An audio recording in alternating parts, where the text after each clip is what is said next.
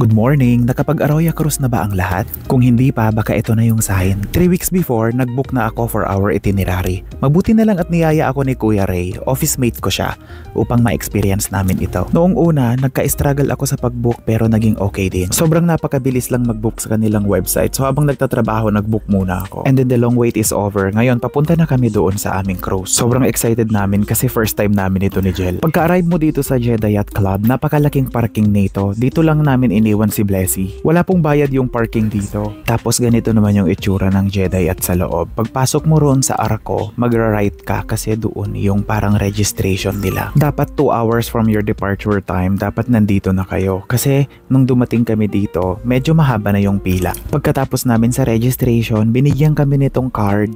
Tapos dala-dala namin ito, ipinakita lang namin dito sa lokal na nagche-check bago kami pinapasok dito sa mga pulang capsule boat na ito. So bale, ito yung sasakyan natin papunta doon mismo sa barko ng Arroyo Cruise. Nakakatuwa kasi ang daming mga Filipinong staff dito. So from here, from Jeddah Yacht, it took us 20 minutes bago makarating doon sa mismong barko. And then pagkababa namin from the capsule boat, dumiretso naman kami dito. Security check ito upang i-scan nila lahat ng gamit ng guest. Sobrang nakakatuwa kasi alam mo yung mga Filipino na staff dito, sobrang magiliw sila sa kanilang pagtanggap sa mga kapwa Pilipino.